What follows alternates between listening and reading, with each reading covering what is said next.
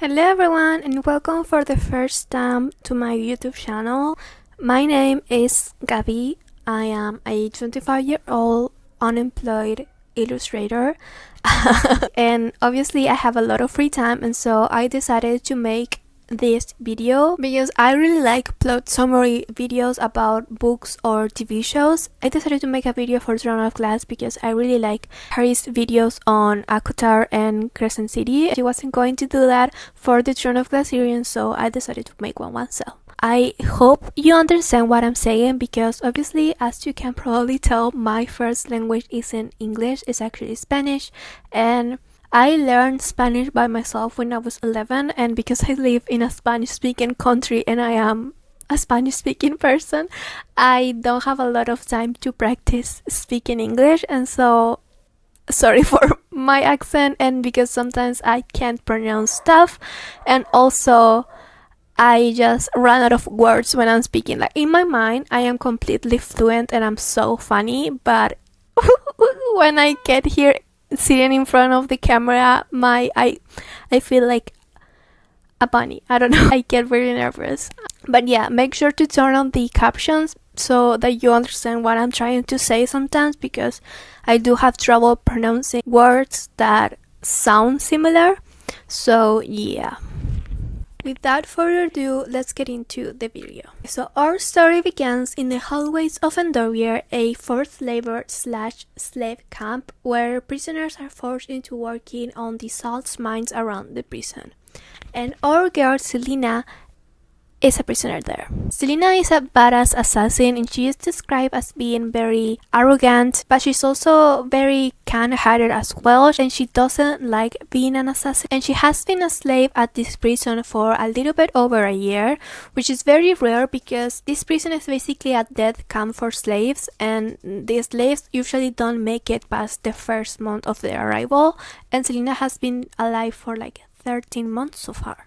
But weirder than that is the fact that grabbing her by the arm and scolding her around the main building of the prison is the captain of the Royal Guard, Kyle Westphal. Kyle is our other main character. He's a soldier, so he's very private and very proud of his position in the castle, and he is best friends with the prince. Selena has shackles in both her hands and feet, and they're being followed by half a dozen guards, and despite all of that, Kyle is taking her up and down different hallways, like kinda trying to confuse her so she can't escape.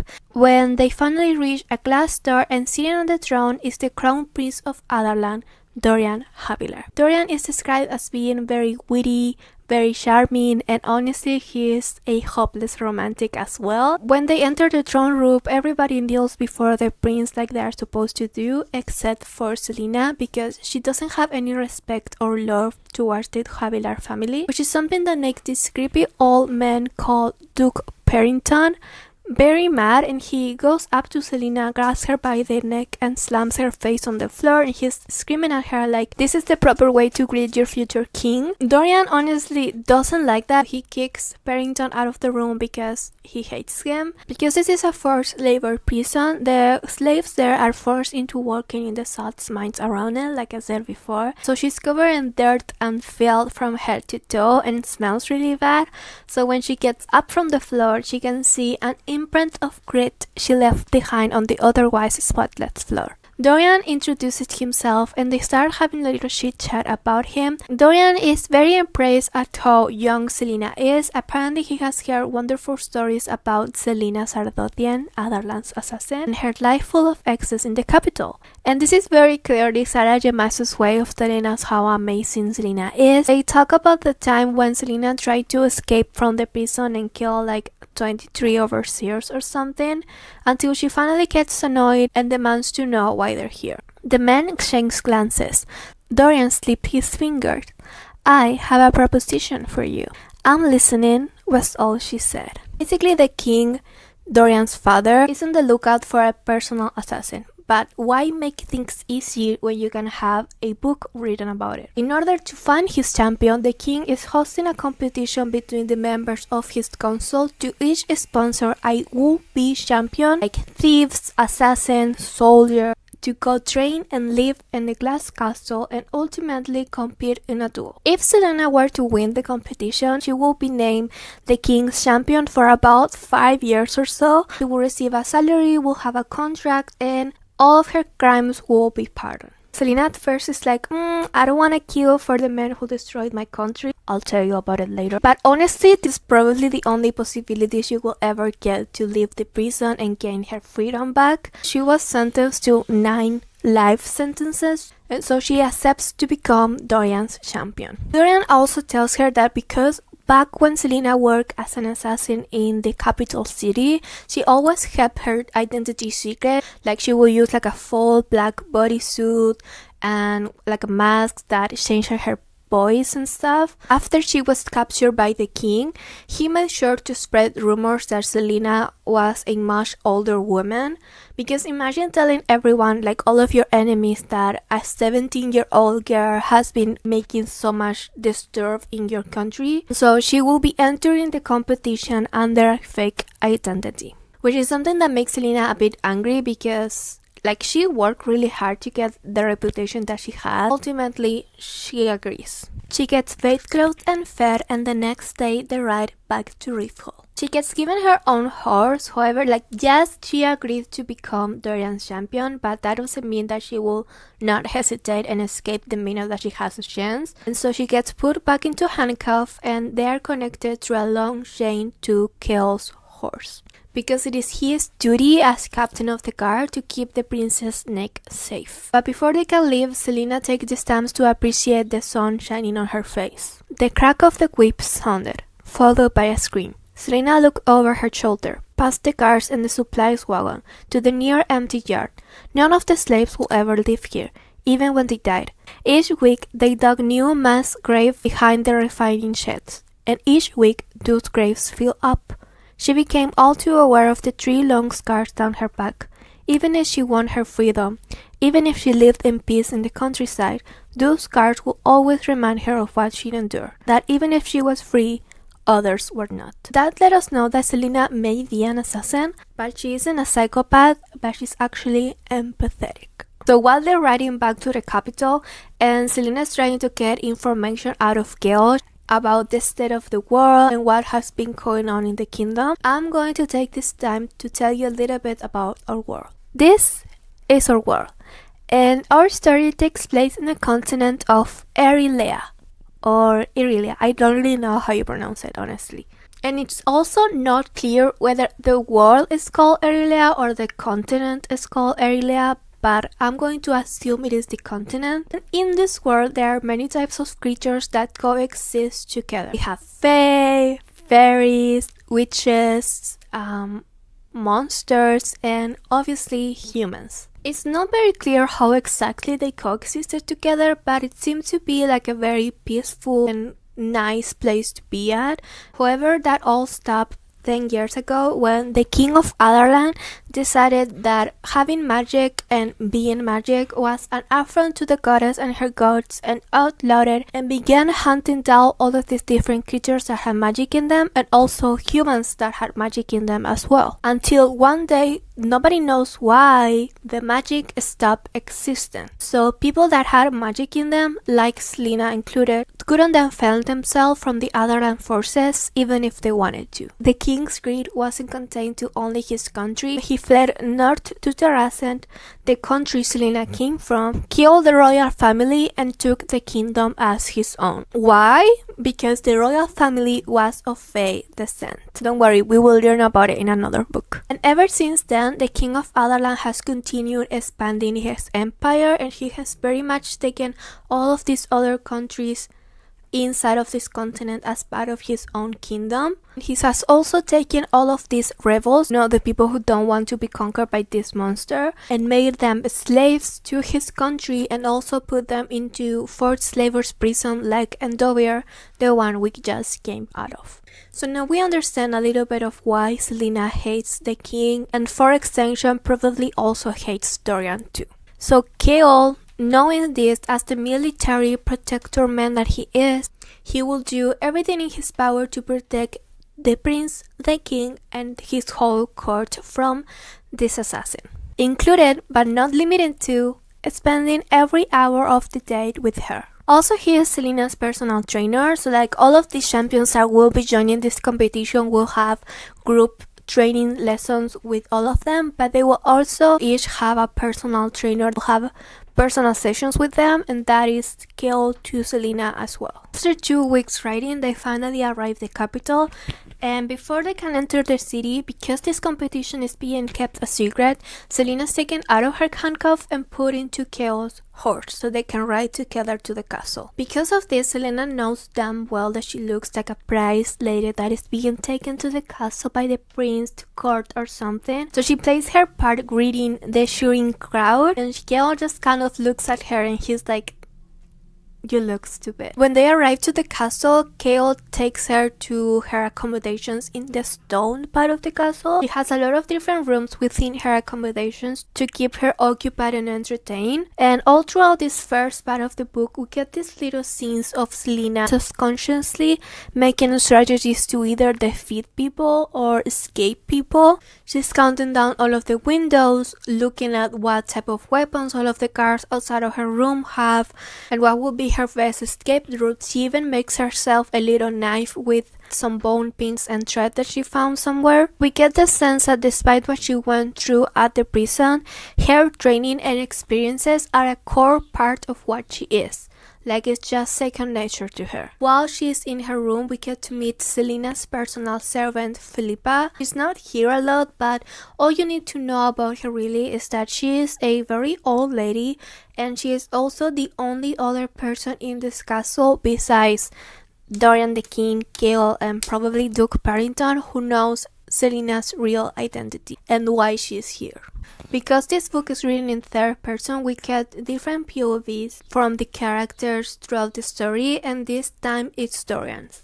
He is having a conversation with his father about his travel to Andover and Selena. The king very clearly hates Selena, both for what she means to her country as a 17-year-old criminal and assassin, but also for what she may mean to his son, because Dorian is a very well-known ladies' man. The prince and the king's relationship is very strained. Dorian completely disapproves of the way his father rules his kingdom, especially after going to Andover and seeing the conditions that people live at and the way they're treated.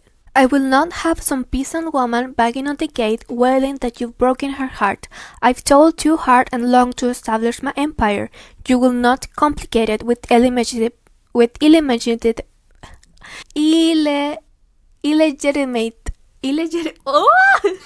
You will not complicate it with illegitimate heirs. Marry a proper woman, then dally as you will after you give me a grandson or two. When you are king, you will understand consequences.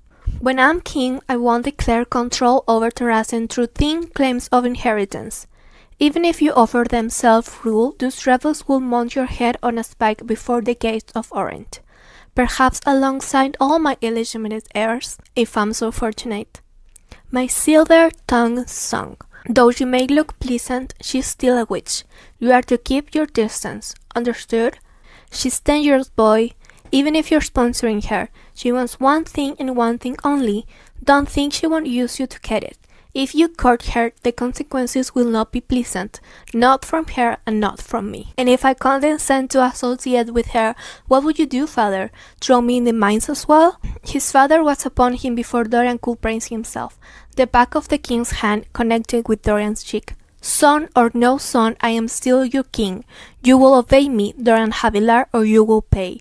I have no more of your questioning. And that, my friends, is Daddy Darius. Kale has taken Selena on a tour of the castle. They're having a conversation about the terrible young prince, Dorian's younger brother, get interrupted by this awful sound coming from a clock tower in the middle of the garden. And this is an important clock tower, so keep a little notepad close because it will definitely come back in the story later. From the garden sprouted a tower made of inky black stone.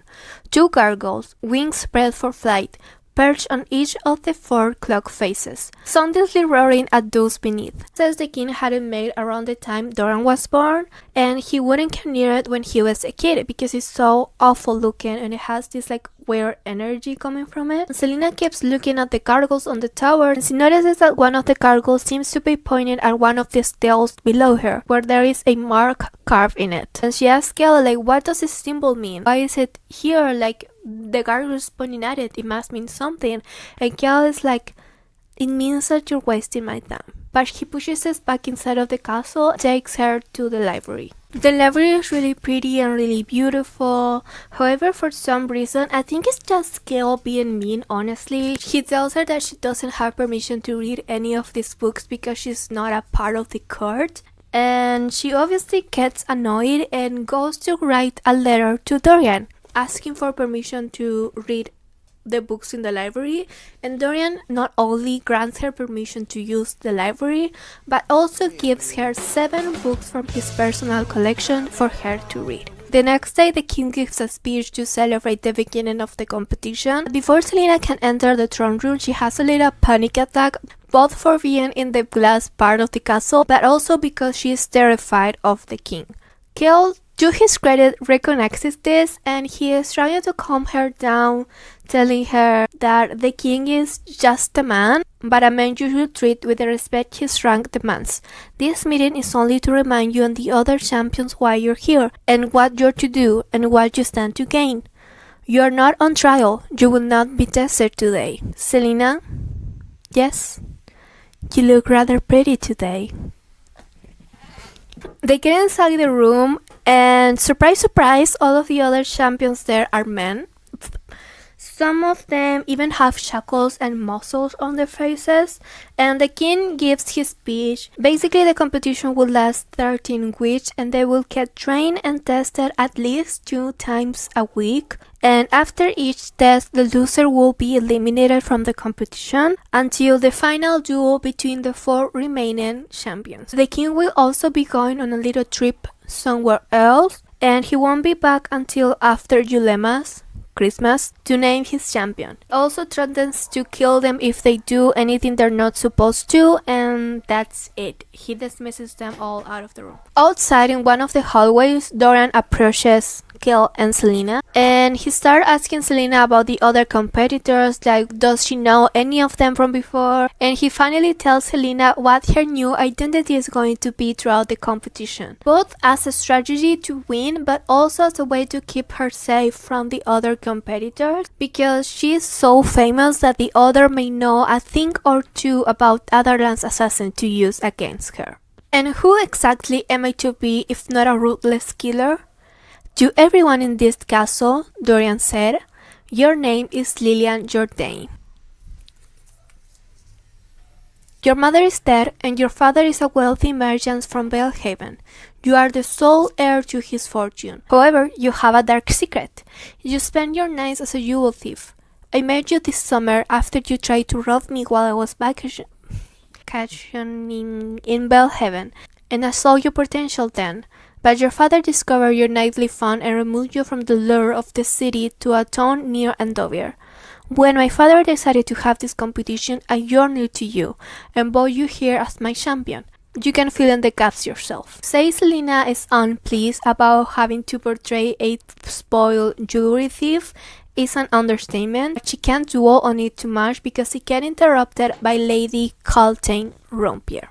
Caltaine Rompier is a very interesting character because despite the age gap between them, she is the fiancée of Duke Barrington. But the only reason she accepted this engagement is because the Duke promised her to bring her to the castle and secure her a position as the Queen's lady-in-waiting, which is what she is right now. Because she is in love with Dorian, she saw this as an opportunity to get close to him because she wants to be queen, and also Dorian is very handsome. And because of this, she, as well as all of the other women in the castle, were trying to get on Dorian's bed, heard that the prince brought with him a beautiful woman who rode on the captain's horse. And so Dorian, because he is well-mannered, introduces them all. Nobody likes Caltaine. Selena and Kel just leave.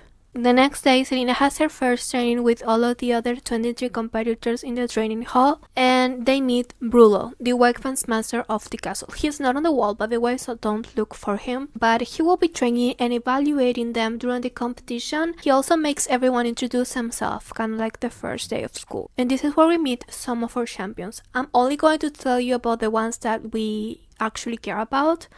Well, kind of care about, but not all of them, of course. We have number 1, Knox Owens, handsome thief from Perrant, who keeps charmingly smiling to Selena. Kane, who is Duke Perrington's champion, and Kane's fan club, Sidegrave the Eye Eater, and Berin, who are really just a bunch of silly men who keep making disgusting comments about and towards Selena.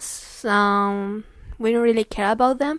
We also have this like young assassin who is like 14 years old or something, but he's not on the wall either. He's not important really. After the introductions, Brullo takes them outside for a run, and Selena barely makes it to the end of the race before vomiting because she is in such bad conditions after the years she spent in the prison. She is doing everything in her power to return her body to the condition that it was before, and the next morning Kel finds her doing pull-ups in her doorframe. Because of a rainstorm, everyone is stuck inside of the castle one evening, and Selena and her nanny Kel run into Colton, who is accompanying a very beautiful woman, the Princess of Elwha, Nehemia It Girl. She is also the It Girl, by the way. She had often heard the Elwha slave in Endover boast of Nehemia's beauty and bravery. Nehemia, the light of Elwha, who will save them from their plight. Nehemia, who might someday pose a threat to the king of Adarlan's rule over her home country when she ascended to the throne. Nehemia, they whisper, who smuggled information and supply to the rebel groups hiding in Elwha. But what was she doing here? Elwha, as you probably can interfere from what I just read, is one of the countries that were conquered by the king of Adarlan. However, for some reason he didn't kill the royal family and actually allowed them to keep their titles, but just as representative. They don't really hold any power against him, which we will learn about it later is something that really takes a toll on Selena's back. You know, like seeing how awful her people are treated and how there is nothing that she can do about it despite being a princess. But for now, Colton introduces Selena, or Lady Lilian, to the princess, and Selena surprises everyone by speaking fluent Elwha. Nehemia, because she is like a temper and she's known to be quite unpredictable, she asks Selena to get rid of Colton because she is annoying, and explained that her father sent her here to learn Adarlan's way, like the language and the customs, so she can better serve her country. And she also asks Selena, like, where did she learn to speak her language? You use the intonation of the peasant. Is that taught in your books? And she obviously can't tell her about the time that she spent as a slave on a prison full of her people. So she lies and says, I knew an Elwha woman who taught it to me. A slave of yours? No, Selena said hurriedly. I don't believe in keeping slaves. Something twisted in her gut at the thought of all these slaves she left behind in Endover. All these people doomed to suffer until they died. Just because she left Endover didn't mean Endover had ceased to be. Then you're very unlike your court companions. Kel and Selena drop off the princess in the consul's room, and before they leave, Nehemia asks Selena to keep her company while she can, and basically to be her friend. A few days go by, and Kel and Selena have gotten themselves into a sort of routine. They go for a run every morning, then they have breakfast, they have their one-on-one training with each other, eat lunch together, and then on the evening she has her group trainings with all of the other champions that Kel also watches over. I don't know when does he do any of his captain of the guard labor, but I digress. Except for one day when Kel doesn't show up for their early run, and later in the afternoon in the training hall, Brullo is also nowhere to be found. Knox approaches Selena and he asks her if she knows what is going on, but it is this 14-year-old assassin that I told you about earlier called Perler who tells them that the Eye Eater was found dead this morning in one of the servants' hallway. I made this little excess for whenever a character dies, so there it is. Selena goes to clear her mind throwing knives at a target because the eye eater, like, yeah, she barely even know him. It's a very decent assassin. Like, I don't think that your nickname being the eye eater means that you're like incompetent or something. So the fact that somebody killed him inside of the castle is quite nerve-wracking to her. Like, the castle is supposed to be the safest place in the entire country, and also because like she's nice, okay? Yeah, he was an asshole to her, but why kill him, you know? Knox joins her at the throwing knives thing, and he's very bad at it, and Selena starts teaching him, you know, like, you have to bend your wrist this way, like breathe or something, and he says, "The next time we pair up for lessons, find me, will you?" Why? Because my call's on you winning this whole damn thing. So Selena has made 2 friends in just a couple pages. After working all day in trying to solve the murder, Keo goes to Selena's room and finds her reading. I don't know why he thinks about going into Selena's rooms to clear his mind and to rest, but I don't know. And he tells us a little bit about her past. Remember that I told you in passing that while they were riding throughout the forest, Selena was asking Kale like stuff about the kingdom, and she was also asking him and stuff about himself. Kale is the oldest son and the heir of Aniel, a city in Adarlan. Because of this, he pretty much grew up in the castle with Dorian. They were like very close since they were very young. And when he was like 13 or something, his father decided to take him back to his city to teach him about lordship and stuff. And Kale didn't want to become a lord or anything like that. And so with the help of Dorian, he renounced to his title and fled back to the castle, where Dorian convinced the then captain of the guard to mentor him, and so that is how he became the captain of the guard, like nepotism and stuff. And he also screws up asking Selena about her parents and like her family life, because Selena's parents are dead and she has been an orphan since she was 8 years old. The day of the first test arrives, and it is an archery contest. There are 5 targets placed farther and farther away from each other, and Dorian and all of the councilmen are there watching the competition. When it's finally Selena's turn and everyone makes fun of her, but what they don't know is that this is Selena's shit. Because she is supposed to downplay her abilities, she keeps shooting the arrows a little bit off to the side, except for the last target that is like 70 feet away from her or something, and she shoots it right in the absolute center. Dorian is bored to tears in a court gathering that his mother made him go to, and he's having this whole mental breakdown about how boring his life is at the castle and how shitty he feels about his life. He's bored at the woman in the castle who only wants his attention so they can marry him.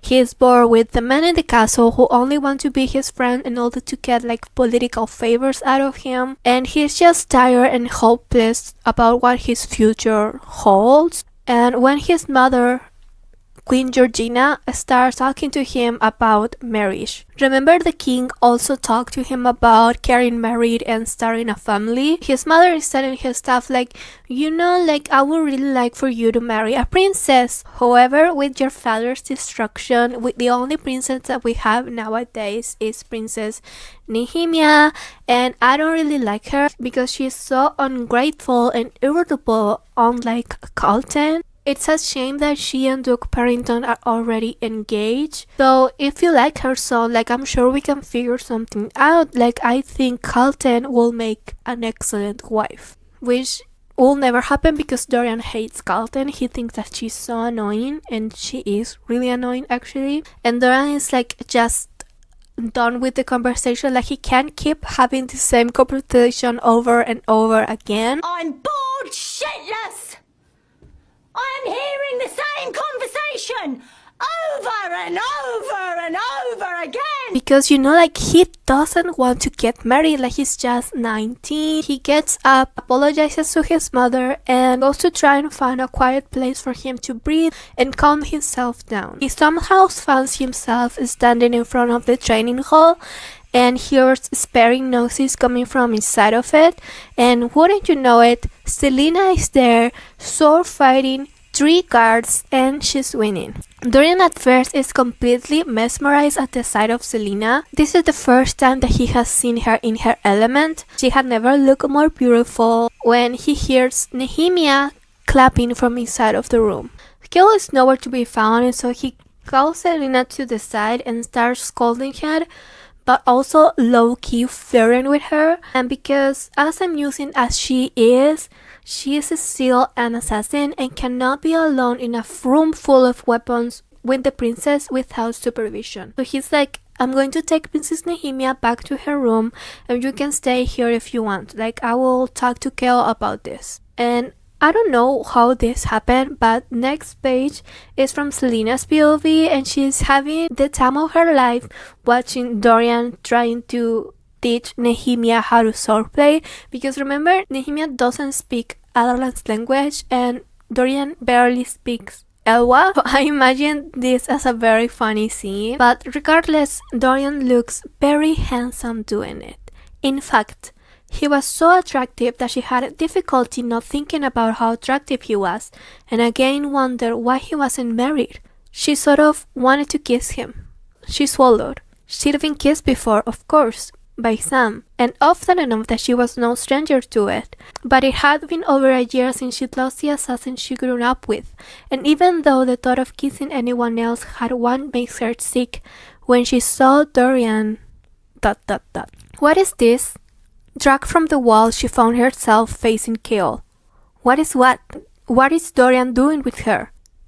Sparring? And why are they sparring? Because he volunteered to teach her how to fight? Duh. They have their little argument. Cale wants to send Selena to her room, but tomorrow she has another dance and she feels like she really needs to practice, which is what she was doing before these two showed up. And Cale is like, you don't need to practice, you're ready, like, you'll be fine. And yes, he probably does think that Selena doesn't need to practice anymore, but also the main reason he wants to kick her back into her room is because of these two royals. Like, his entire life purpose is to keep the royal family, especially Dorian, safe, and Selena is the biggest threat that there is right now against him. And so she's like, you think I want to go back to Endovier? You think I'm not aware of the fact that if I flee I'll be hunted down for the rest of my life? You think I don't know why I vomit when you and I run in the morning? My body is a wreck. I need to spend these extra hours here, and you shouldn't punish me for it. I'm not going to pretend to know how criminal minds work. You know what? I actually felt guilty. Just a little guilty, and now I remember why I shouldn't have. I hate sitting around, locked in my room, bored of my senses. I hate all these cards and nonsense. I hate you telling me to hold back when Bruno sing Kane's praises and I'm just there, boring and unnoticed in the middle. I hate being told what I can do, and I hate you most of all. He tapped his foot on the ground. Are you finished? There was no kindness in Cale's face, and she clicked her tongue as she left. After returning Nehemia to her room, Dorian and Cale have a conversation about Selena, and they both made the insinuation that the other may have feeling for Selena, but they ultimately changed the topic and they talk about the murder of the Eye Eater. Dorian asked Cale if he has made any progress in the investigation of the murder, but he hasn't. Cale's eyes darkened. I've studied it again and again over the past few days. The body was totally destroyed. The colored leech from Cale's cheek. Innards scooped out and gone. Even the brain was missing. I've sent a message to your father about it, but I'll continue investigating in the meantime. I bet it was just a drunken brawl, Dorian said, though he had been in plenty of brawls himself and he'd never known anyone to go about removing someone's innards. A trickle of fear formed in the back of Dorian's mind. My father will probably be glad to have the Eye Eater dead and gone. I hope so. Dorian grinned and put an arm around the captain's shoulders. With you looking into it, I'm sure it'll be solved tomorrow. Selena's in her chambers, still fuming about the argument she had with Cale. When she goes into her music room, this is when we found out Selena's thing. Music. There is a pianoforte in her room and she has been about the thing like the plague ever since she got here. But after the fight with Cale and remembering Sam, she starts playing it. And I'm sure you're wondering, who the hell is Sam? What I'm about to tell you is a story that is not actually in this book, but it is in the prequel novel called The Assassin's Blade. So because it is a part of a previous book, I decided to tell you the story now, not like very into detail, but it doesn't contain any spoilers really, because we already know that he's dead. So when Selena was 8 years old and this whole thing with the king of Adarlan was going on, remember that he was killing people that had magic and killed the royal family and whatever, Selena was found half dead on the river by Arobin Hamel. Arobin Hamel is known as the king of the assassins because of how wonderful he is. And he not only saved Selena from drowning, but he actually took her in as his apprentice, turned her into Adarlan's assassin. She grew up under his wing on a house called the Assassin's Keep, where she lived together with other assassins and criminals that work for Arobin. And one of those assassins was Sam. Sam Cortland. There is actually a theory that Sam is Arobin's son. If you want to talk about it, we can do it in the comment. But he is the son of a sex worker who knew Arobin very well. When he was around like 6 years old or something, his mother passed away and she gave her son to Arobin for him to train. And so he also trained him so that later he would work for him. However, he didn't do all of this out of the goodness of his heart. And when they were about like 14-year-old or something, he told them that they were expected to pay him back for everything that he ever gave him and all of the money that he has spent on there. So move forward to 2 years ago, Sam and Selena hated each other with their whole heart, and Arobin sends them off to a mission. Something goes wrong. I'm not going to get too much into detail about it, but they end up falling in love with each other. They began this cute little relationship. I honestly love Sam, but they have to keep it a secret because Arobin will never allow them to be in a relationship with each other, and I forget how they did it, but they somehow managed to gather the money they needed to pay back both of their debts to Arobin and get their freedom back. However, because it was such a big sum of money, they don't have a lot of money left. So one day in an underground fighting ring thing where Sam participates to gain some money for them, he gets offered the job to kill a criminal lord. Selena at first doesn't want to accept it because she knows it is a very dangerous situation, but ultimately they agreed because they really need the money in order to leave the city, which is what they want to do, because they hate killing people. Like, they don't want to be assassins. They never wanted to. They only want to have like a happy, easy life where somewhere where nobody knows their name. So long story short, Sam goes to do his part of the job and he doesn't come back home. Selena is just there waiting for him. Like, hours go by, a day goes by, and he doesn't come back until a day later she finds his body completely destroyed. The person who killed him definitely tortured him. She just goes numb for a couple of days until she hears someone in the assassin's team talking about getting revenge for Sam's death. So she goes off to avenge the death of her boyfriend, only to find out that somebody betrayed her and warned these people about her coming. They paralyzed her with a poisonous mist and turned her into the Adarlan's forces. She gets thrown into the castle dungeons, and a few days later she has a private audience with the king, and he sentences her to the equivalent of 9 life sentences of forced labor in Endover. Leaning against the doorway, Dorian stood, utterly transfixed. She'd been playing for some time with her back to him. He wondered when she'd notice him or if she'd ever stop at all. He wouldn't mind listening forever. He had come here with the intention of embarrassing a night assassin and had instead found a young woman pouring her secrets into a pianoforte. Dorian peeled himself from the wall. For all her assassinating experiences, she didn't notice him until he sat down on the bench beside her. You play She gets scared. Obviously, there is an assassin on the loose. And she says, "Are you allowed to be here?" "Allowed? I'm a prince. I can do what I want." And they have their little banter. I honestly copied and pasted this whole conversation because I thought about reading it, but now that I'm looking at it, it's like super long, like all of this. So they honestly don't really talk about anything important. Selena just tells Dorian that she's not his entertainment source. Like I said before, he's like bored with everything inside of the castle, like the people, whatever. And because Selena is like an assassin and she's like the new shining toy, Selena notices that Dorian just approaches her and wants to talk to her because she is like someone exciting to be around. It's dangerous and like, I don't know, like something like that. They end up in good ways. Selena also ends up telling him about Sam.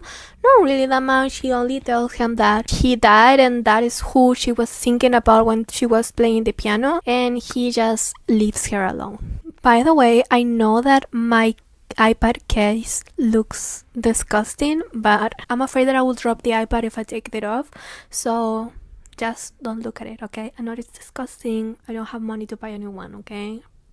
We are finally at the second test of the competition, and they basically have to climb up the side of the castle to retrieve a flag.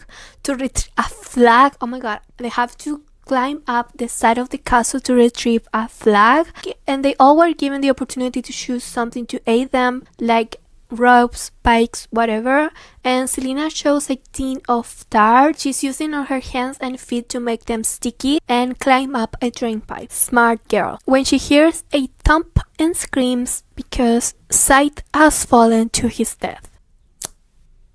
Because Ken is like the alpha male, he is much higher up than all of the other competitors. All of them are following right behind him and copying his strategy of throwing the rope and pulling themselves up like gargoyles and stuff. Because of this, Grave gets stuck in a point trying to hook his rope on a gargoyle's neck, and Nox tries to pass him, but the next thing Selena sees is Nox hanging from his rope, trying to hold himself to the side of the castle. Because Grave is a psychopath killer, he somehow was able to sneak a knife in the test and starts cutting down Nox's rope. Selena knows that she has to continue climbing, like she only has like 15 feet left to go, but she can't abandon her friend.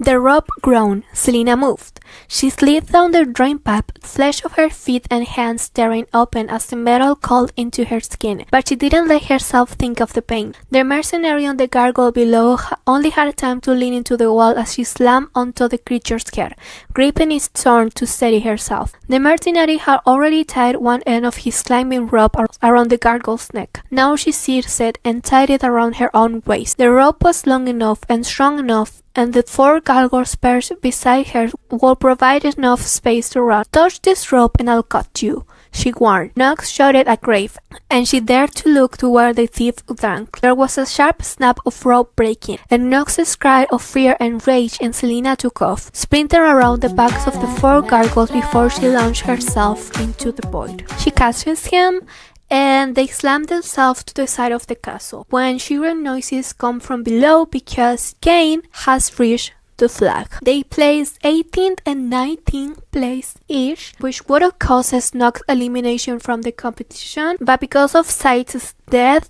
he didn't. And also there was another champion who didn't show up for the test and was later found dead in the same manners as the Eye Eater.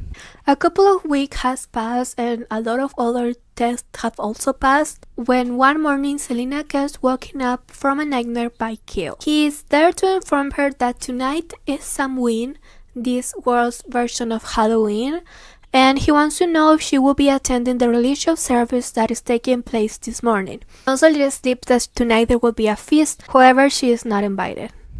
Later that morning, Dorian is coming out of the temple when he runs into Selena, Nehemia, and Kale. And he is having a really hard time looking at Nehemia in the face because of some issues that have been going on the council meetings. Apparently, Duke Barrington has made a plan to deploy more legions to Elwat and keep Nehemia as hostage in order to discourage any retaliation from the rebels. And even though Dorian spent hours arguing against his plan, he still feels like he could have done more. I don't know, warn Nehemia about the Duke's plan, but if he were to do that, Duke Perrington will know that it was him who warned Nehemia. That will get him into so much trouble with his father, and they will deem him as a rebel sympathizer. I feel like he's still not bad enough to confront his father. But regardless, he manages to stay cordial and ask Nehemia if she will be attending tonight's feast.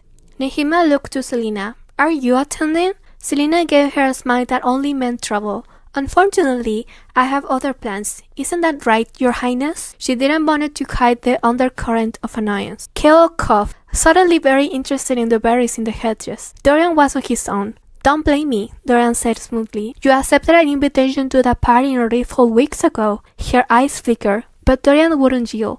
He couldn't bring her to the feast, not with so many people watching. There would be too many questions, not to mention too many people.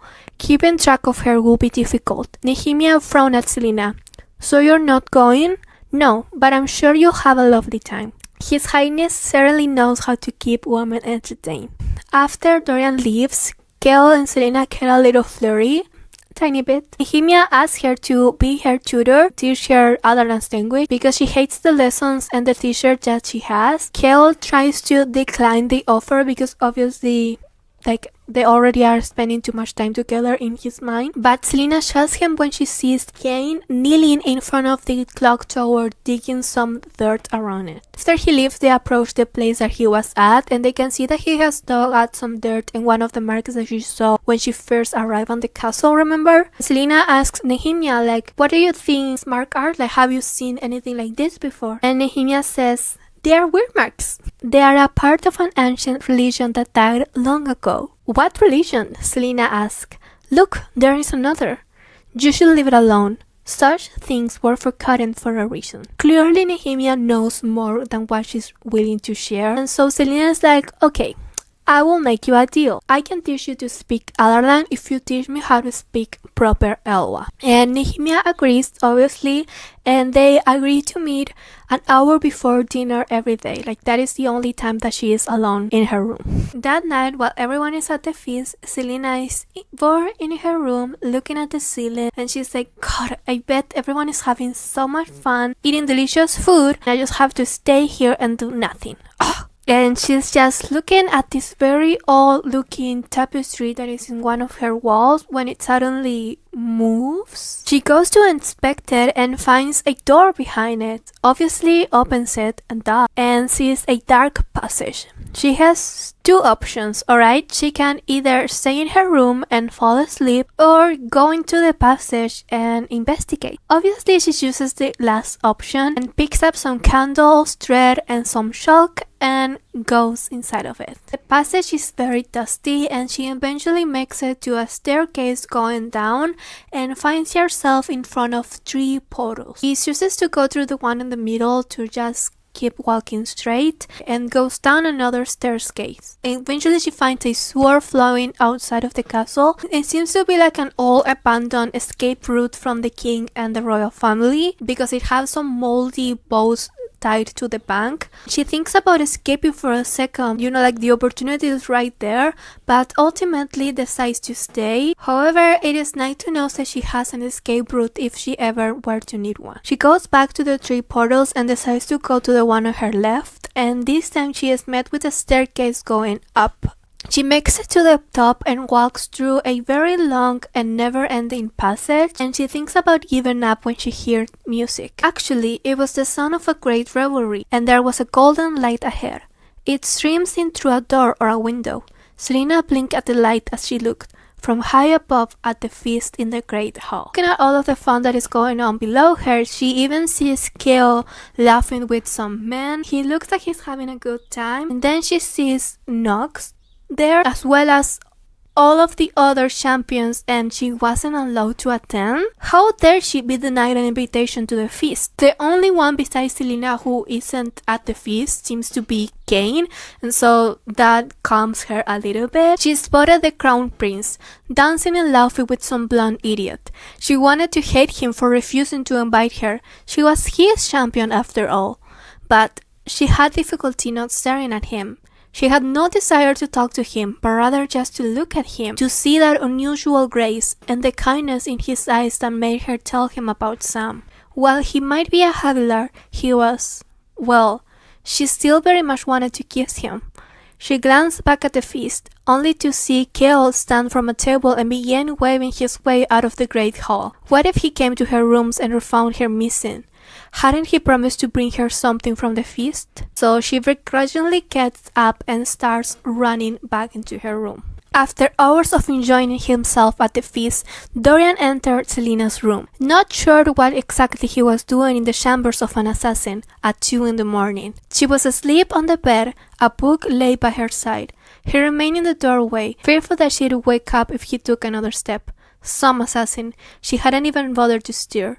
But there was nothing of the assassin in her face, not a trace of aggression or bloodlust lay across her features. He knew her somehow. He knew she wouldn't harm him. It made little sense. When they would talk, as sharp as her words usually were, he felt at ease, as if he could say anything. And she must have felt the same, after she told him about Sam, whoever he'd been. So here he was, in the middle of the night. She flirted with him, but was it real? A footstep sound, and he found Keol standing across the foyer. Keol, understandably, pushes Dorian out of the room and is like, "What are you doing here?" "What am I doing here? What are you doing here, Keol?" It was the better question too. If Keol spent so much time warning him about the dangers of associating with Selina, what was he doing here in the middle of the night? "By the word, Dorian, she is an assassin. Please tell me you haven't been here before." Dorian couldn't help his smirk. "I don't even want an explanation. Just get out, you reckless idiot. Get out." Before he knew it, he was roughly tossed into the hallway, and the doors closed and locked behind him. Keol Westphal took a deep breath. What was he doing here? Had he any right to treat the Crown Prince of Adarlan in such a manner when he himself was going against reason? He didn't understand the rage that rose upon seeing Dorian standing in the doorway, didn't want to understand that sort of anger. It wasn't jealousy, but something beyond it, something that transformed his friend into someone else, someone he didn't know. At the sound of his step, she opened an eye. "It's not morning," she grumbled and rolled over. "I brought you a present." He felt immensely foolish and for a moment considered running from her rooms. "A present?" she said more clearly, turning towards him and blinking. "It is a ring. A amethyst ring that were given to the woman in the feast as party flavors, and so she puts it in her finger and thanks him and goes back to sleep." With a disgruntled sigh, the captain grabbed a blanket from a nearby sofa and tossed it over her. He was half tempted to remove the ring from her finger, but, well, there was something peaceful looking about her. Rubbing his neck, his face still burning, he walked from her rooms, wondering how, exactly, he'd explain this to Dorian tomorrow. That night, Selina has a dream. She is back at the portals, and this time she chooses to go through the one on her right. It smells like roses, it is very inviting, until she finds herself in front of a very big room, and in the middle of it there are two sarcophagus, one of a man and one of a woman, with crowns over their head, meaning this may be some old king and queen of Adarlan. She gets closer to the queen's face since it has like moonlight shining on her face from a hole on the ceiling and sees a weird mark carved on her forehead. She falls back and sees thousands and thousands of weird marks surrounding the walls of the room. Selina almost cried out loud as she saw them. The ears of the Fae, the immortal. But no Fae had married in the Javilar line for 1,000 years. So that means that these tombs belong to Gavin, the first king of Adarlan, and Elena, first princess of Terrasen, Brannon's daughter, and Gavin's wife and queen. But why were their tombs so neglected? Why had no one been to honor the dead this day? Why was Elena Galatinius Javilar forgotten? Against the far wall of the chamber sat piles of jewels and weapons. A sword was prominently displayed before a suit of golden armor. She knew that sword. It was the legendary Sword of Gavin, the sword he had wielded in the fierce war that had almost ripped apart the continent, the sword that had slain the Dark Lord Erawan. Even after 1,000 years, it hadn't rusted. Though magic might have vanished, it seems that the power that had forged the blade lived on. "Damaris," she whispered, naming the plate. This is all gibberish to both you and me, so don't worry. We'll learn more about this in another book. You know your history, said a light female voice. Who are you? The assassin breathed, knowing the answer but wanting to hear it. You know who I am, Elena Javillard said. So obviously because she's dead, Elena is a ghost. And they start talking and Elena says stuff like, I don't have too long, they're distracted now. Who needs distracting? The 8 guardians, you know of who I speak. The gargoyles on the clock tower? The queen nodded. They guard the portal between our worlds. We have managed to buy some time, and I was able to slip past. She grabbed Selena's arm. To her surprise, it hurt. You must listen to what I tell you. Nothing is a coincidence. Everything has purpose. You are meant to come to this castle, just as you were meant to be an assassin, to learn the skills necessary for survival. Something evil dwells in this castle, something wicked enough to make the stars quake. Its malice echoes into all worlds. You must stop it. Forget your friendships, forget your deaths and oaths. Destroy it before it is too late, before a portal is ripped open so wide that there can be no undoing it. Her head whipped around as she heard something. You must win this competition and become the king's champion. You understand the people's plight. Erilea needs you as the king's champion. Selena doesn't understand what the queen is talking about. The queen reached into her pockets. They must not catch you here. If they do, all will be lost. Wear this. It will protect you from harm. You were led here tonight, but not by me. I was led here too. Someone wants you to learn. Someone wants you to see. Her hair snapped to the side as a growl ripped through the air. They are coming. Queen Elena put her hands on Selena's shoulder and kissed her forehead. Courage of the heart is very rare, she said with sudden calm. Let it guide you. A distinct howl shook the walls and made Selena's blood icy. Go, said the queen, shoving Selena into the hallway. Run. Selena makes her back into her bed and wakes up, and she's like, what the fuck dream did I just have? But then she feels something cold in her hand and she's like, please let it be Chaos Ring, please let it be Chaos Ring. And she opens her hand and there is Elena's amulet that she gave her. She gets up, closes the door to the passage, lights up a fire and debates on whether to wear their necklace or not, but ultimately decides to put it on because this is the night of Samhain, like Halloween, and she is afraid of whatever evil thing Elena was talking about. The next morning, however, Chaol storms into her bedroom demanding to know where she was last night. She obviously can't tell him about the passages or else he will change her rooms immediately. And so she's like, right here, didn't you come see me last night? Am I missing something? And Chaol says, another champion was found dead this morning. And Selena's like, and you think I did it? He's like, well, I hope not because it was half eaten. What are you talking about, Chaol? They have their little discussion and Chaol, not fully convinced that she wasn't involved in the murder, tells her that her training for today has been cancelled since he has to investigate the crime and stuff. Soon as Chaol is out of her room, she gets ready and goes back to the tomb to investigate. She finds nothing. Not a clue about the evil Elena was talking about, nor how to defeat it, so she decides to go to the library and not worry about any of that. She will just focus about becoming the king's champion and maybe after she does that she can hunt the evil. But on her way to the library, she sees the corpse of the champion and it's really awful. The midsection is wide open, the organs are missing, and more importantly, there are weird marks around it. The weird marks made this more than a brutal killing. Ritualistic, perhaps. Later that day, Selena and Nehemia are having a walk around the garden. The weather is getting colder and colder as winter approaches, and Nehemia is very excited to see snow for the first time. Selena, just as anyone who comes from a snowy place, is it gets muddy, it sways, and Nehemia laughs and says, you should come to Elwa with me when I return. And make sure to stay long enough to experience one of our blistering summers. Then you'll appreciate your freezing mornings and days without sun. And Selena says, I'd like to see Aloha very much. And they start talking about the murder because, like Selena saw the corpse and she's like describing it to Nehemia. When Cain appears in front of them with Rafe, I think is accompanying him, and he starts trashing on Nehemia, saying how she's not really a princess and she shouldn't be here. Selena obviously defends her friend. Lots of barking from the prince lapdog, Cain said. But does she have any fangs? You'll find out when my fangs are buried in your neck. Why not right now? Cain breathed. Come on, hit me. Hit me with all the rage you feel every time you force yourself to miss the bull's eye. Or when you slow yourself down so you don't scale walls as fast as me. Hit me, Lillian, he whispered so only she could hear. And let's see what a year in Andolia really taught you. You think you're the only one whose sponsor is willing to do anything to win?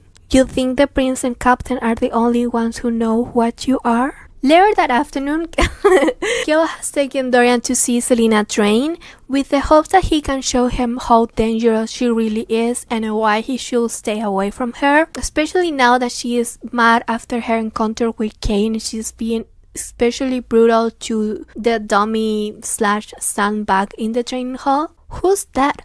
Dorian asked sharply as Knox entered the room and walked over to Selena. Knox, Gale said, a thief from Parent. Knox said something to Selena that set her chuckling. Knox laughed too. She made another friend, Dorian said, raising his brows as Selena demonstrated a move for Knox. She's helping him? Every day. They usually stay after lessons when the others are over. And you allow this? Gale hit his lower at Dorian's tone. If you want me to put an end to it, I will. Dorian watched them for another moment. No. Let her train with him. The other champions are brutes. She could use an ally. Dorian turned from the balcony and strode off into the darkness of the hall beyond and sighed. He knew jealousy when he saw it, and while Dorian was clever, he was just as bad as Selena at hiding his emotions. Perhaps bringing the prince along had done the opposite of what he intended.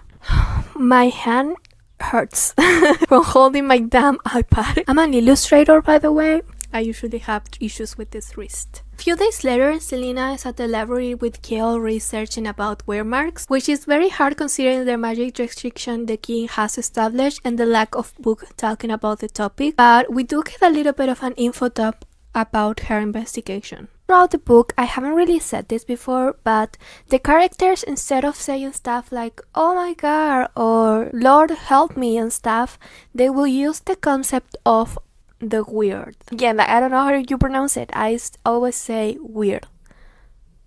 And they will say stuff like, by the weird, or we'll help you, and stuff like that, as kind of like a term for fate or destiny. However, in Selena's investigation, she has found that the weird is the force that holds together and governs Erilea and countless other worlds too, meaning that it's something outside of religion and magic too. Some theories suggest the mother goddess is just a spirit from one of these other worlds, and that she strayed through something called a weird gate and found Erilea in need of form and life.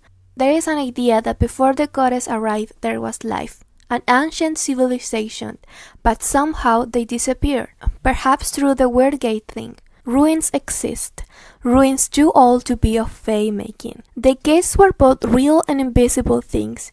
Humans could not see them, but they could be summoned and accessed using the weird marks. They open into other realms, some of them good, some of them bad. Things could come through from the other side and slither into Erilea. It was due to this that many of the strange and fell creatures of Erilea existed. But why of all places these marks are around the clock tower in the castle, and why were they drawn around the corpse? Did it have anything to do with the evil Elena was talking about? Later that night, Selena is trying to clear her mind from all of this, and there is a pool table in her gaming room, so she tries to play billiards, but she sucks.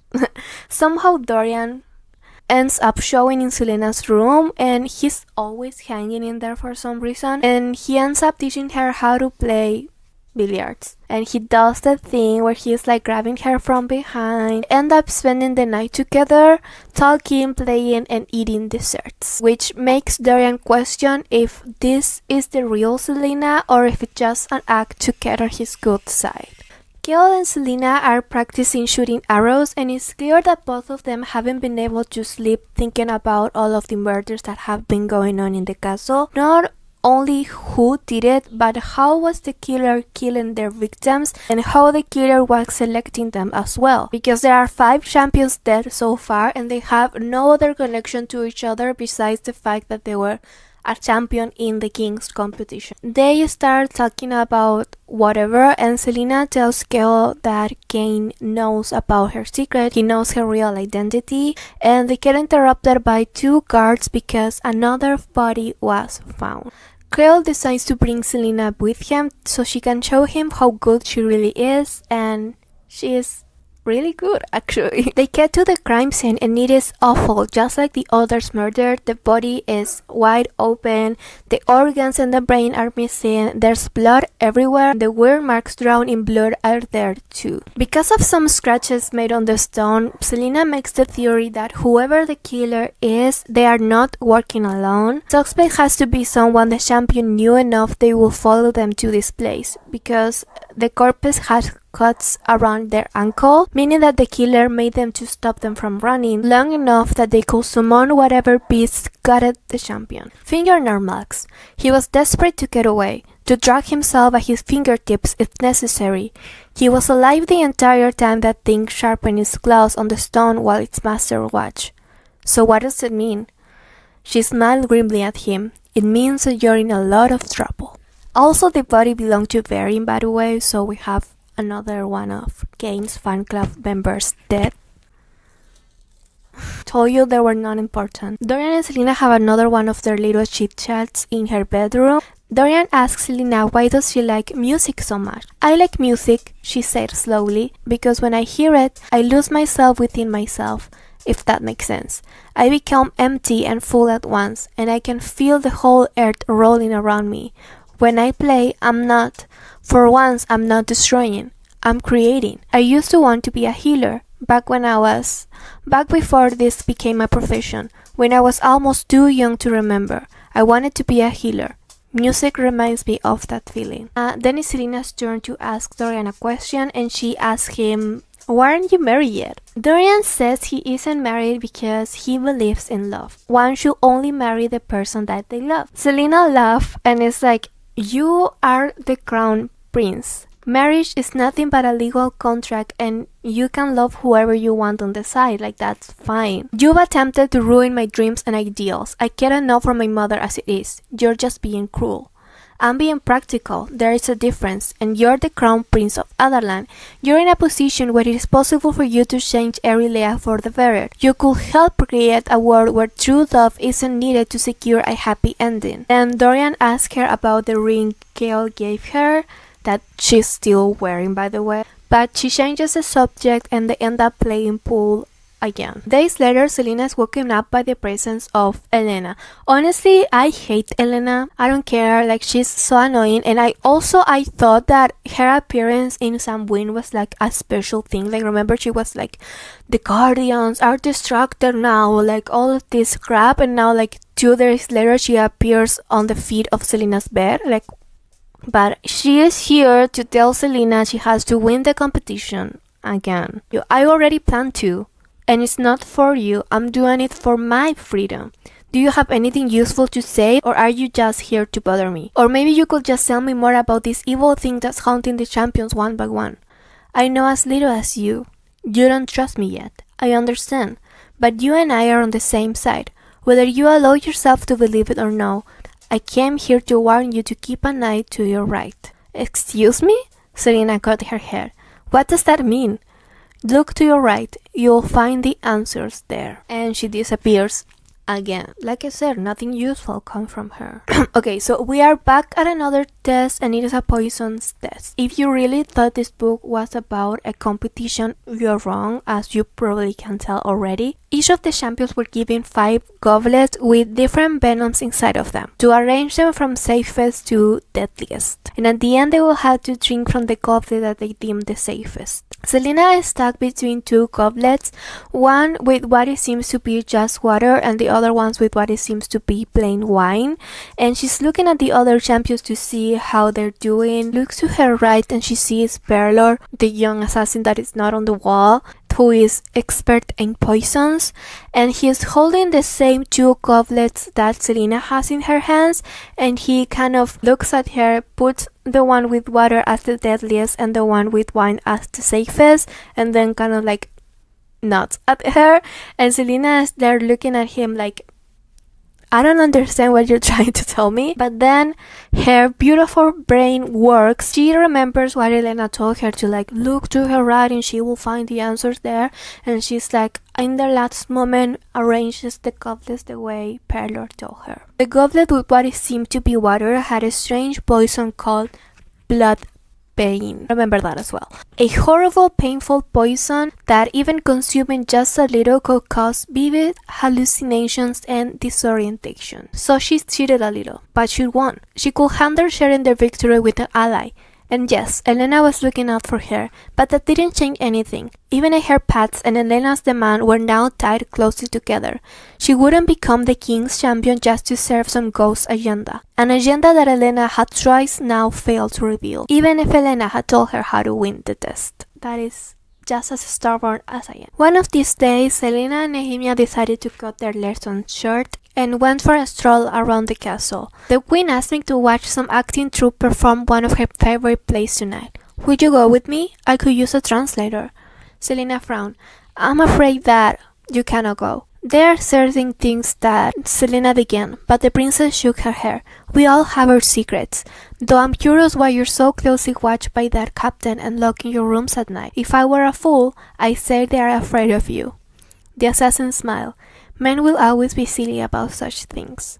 So you're actually on good terms with the Queen of Adarlan? You didn't really make an effort to start off that way. The princess nodded, lifting her cheek. You know that the situation between our countries isn't pleasant right now. While I might have been a little distant with Georgina at first, I realized that it might be in Elwa's best interest if I make more of an effort. So I've been speaking with her for some weeks now, hoping to make her aware of how we might improve our relations. I think inviting me tonight is a sign that I might be making some progress. They eventually make it into the kennels. Apparently one of Dorian's favorite dogs just had puppies. Is that dog sick? Nehemia asked. It's not sick, Dorian said. It just has a foul disposition. It won't come near anyone, human or canine. With good reason, Selena said. Why should it touch someone like you? If it won't respond to humans, then I will have to have it killed. Kill it. Kill it? For what reason? What did it do to you?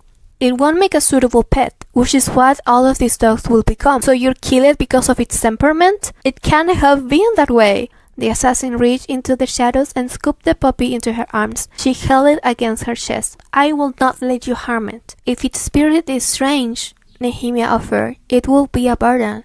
A burden to whom? It's nothing to be upset about, Dorian said. Plenty of dogs are painlessly laid to rest each day. I don't see why you will object to that. Well, don't kill this one, she said. Let me keep it, if only so you don't kill it. Dorian observed her. If it upsets you so much, I won't have it killed. I'll arrange for a home and I'll even ask for your approval before I make a final decision. You do that? What's the dog life to me? If it pleases you, then it shall happen. You promise? He put a hand on his heart. I swear on my crown that the pup should live. Thank you. Mind you, Nehemia's watching this whole interaction like...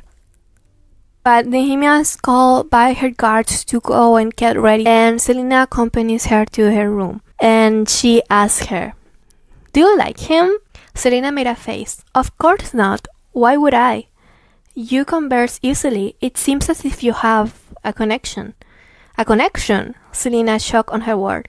I just enjoy teasing him. Not a crime if you consider him handsome. I'll admit I judged him wrong. I thought him to be a pompous, selfish idiot. But he's not so bad. He's a Havilar. He seems to take great interest in you. Selena's head whipped around, her eyes full of long-forgotten fury that made her belly ache and twist. I will soon cut my own heart and love a Havilar. Later that night, Selena's in her room reading, and Nehemia comes bursting inside of her room crying. Apparently while she was at the theater, she caught a note about her country. A legion of Adarlan's army captured 500 Elwar rebels hiding on the border of Oakwell Forest and the Stone Smasher. Tears dripped from Nehemiah's cheek and onto her white dress. She crumpled the piece of paper in her hand. My father says they were to go to Kalakuya as prisoners of war, but some of the rebels tried to escape on the journey and Nehemiah breathed hard, fighting to get her words out, and the soldiers killed them all as a punishment, even the children. What is the point in being a princess of Elwha if I cannot help my people? How can I call myself their princess when such things happen?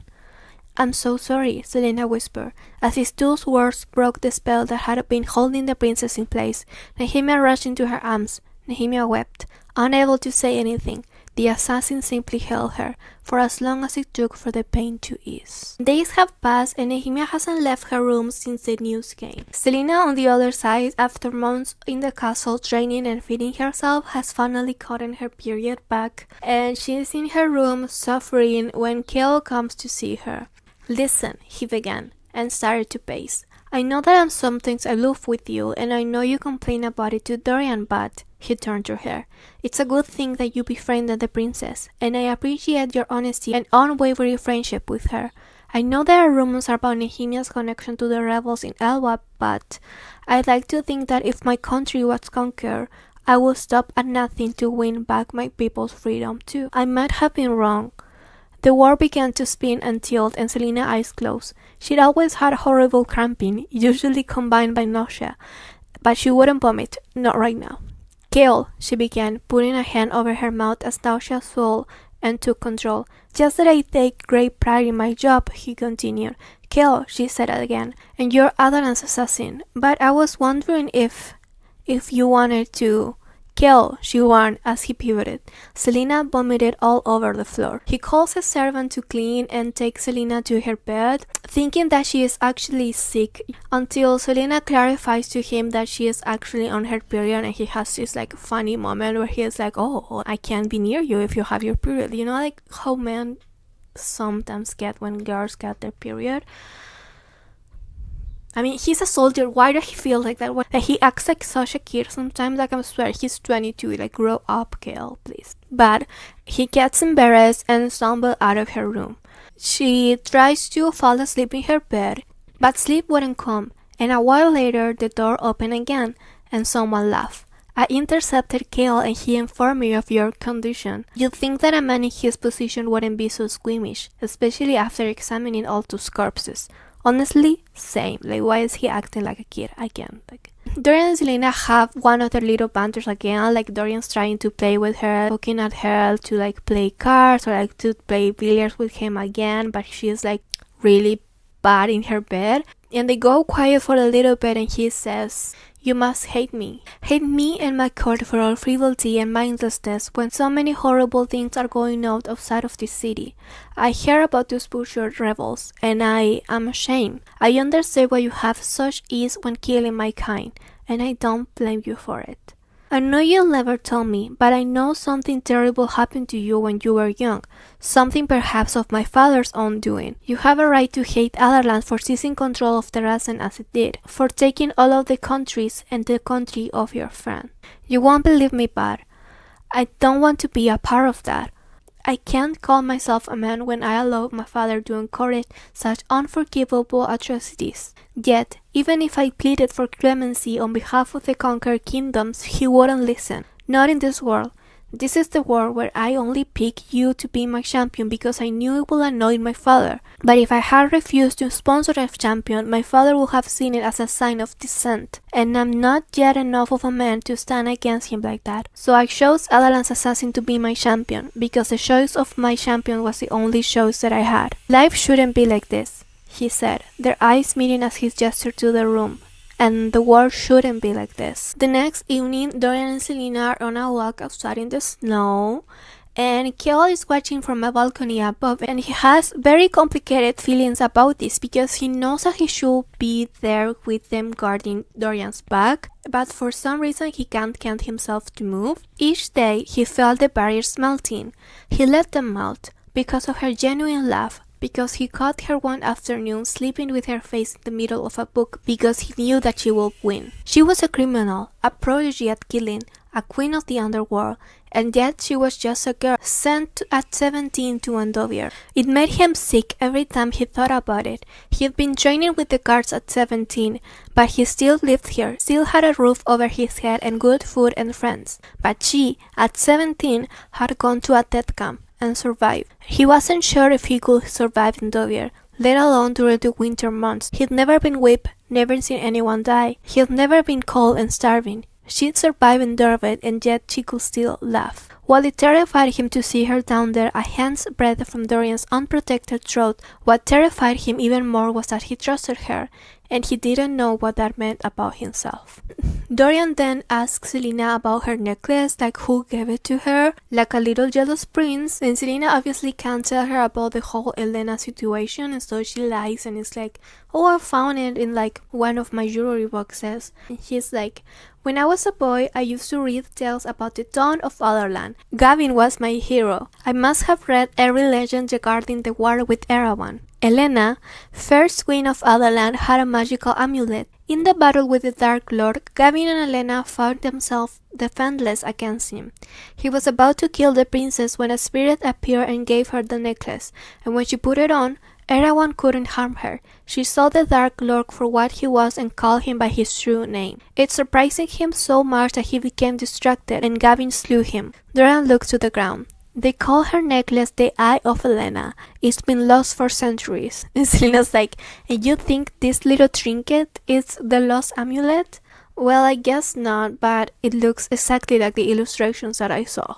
Later that night, Selena's in her bedroom picking up a book that she dropped on the floor when she sees dozens and dozens of wear marks drawn in chalk below her bed, one of which is the same that was drawn near the corpses. So she's freaked out, obviously, and immediately tosses water onto them and cleans them off and heads to the library. What's she next? What did any of it mean? She rounded a corner and came to a halt. Nehemia, seated at a small desk, stared at her with wide eyes. Selena put a hand on her racing heart. Damn, she said. You gave me a fright. Nehemia smiled, but not very well. What are you doing here? Nehemia demanded in Elwha. I couldn't sleep. She shifted her eyes to the princess' book.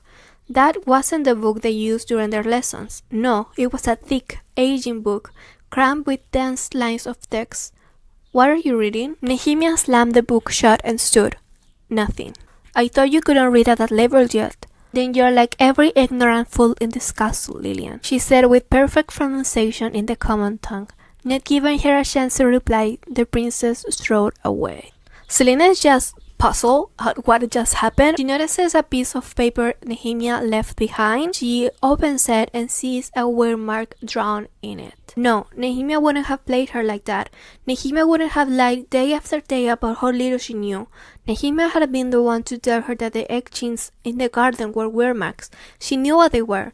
She had warned her to stay away from the wear marks again and again, because Nehemia was her friend, because Nehemia had wept when her people had been murdered, because she comes to her for comfort. But Nehemia came from a conquered kingdom, and the king of Adelan had ripped the crown off her father's head and stripped his title from him. And the people of Elwha were being kidnapped in the night and sold into slavery, right along with the rebels that rumor claimed Nehemia supported so fiercely, and 500 Elwha citizens had just been butchered. Nehemia had every reason to deceive them, to plot against them, to tear apart this stupid competition and send everyone into a tizzy. Who better to target than the criminals living here? No one will miss them, and the fear will slip into the castle. But why will Nehemia plot against her? It is finally Yulemas, Christmas, and Selena wakes up next to a bag full of candy. And if there is something that this little assassin likes, it's sugar. She eats them all, and I think her teeth even turn red from all of the sugar that she's been eating. And Dorian appears in her room bringing her a present. It is a puppy, the puppy she wanted to save, and she names her Fleetfoot. Dorian will train the puppy every day with all of the other puppies while Selena herself is training. Then it will be brought to Selena to spend the evenings and nights together. Dorian also promises that if Selena loses the competition and is sent back into Andover, he will personally take care of the dog. Later that morning, Selena and Kale are attending the religious service in the temple and they both fall asleep. But they wake up just in time to see the procession of the gods. Every year, 9 children were chosen. If a child stopped before you, you received the blessing of the god and the small gift that the child carried as a symbol of the god's favor. And wouldn't you know it, one of the little girls stands next to Selena. May Dina, the huntress and protector of the young, bless and keep you this year. I bestow upon you this golden arrow as a symbol of her power and good graces. She takes the arrow and then gives it to Kale because she's not supposed to have any weapons. But Kale is I would rather not defy the gods, so you can keep it. It's fine. That night is the Julema's ball, and Selena again wasn't invited to go. However, because Nehemia is going and Selena's damn sure that Nehemia is behind the murders of the champions, she believes that Nehemia will use this opportunity to stage a coup, summon whatever beast she is summoning using the weird marks, and kill everyone in sight. Felipa knows that she wasn't invited to the ball, but she still dresses her, and Selena promises her that she will lie until Felipa didn't know about the plan that she had going on, so that way she wouldn't get in trouble. She gets dressed in a beautiful gray dress with a mask, because it is a masquerade ball, by the way, and she makes her entrance. Just another girl who took my breath away.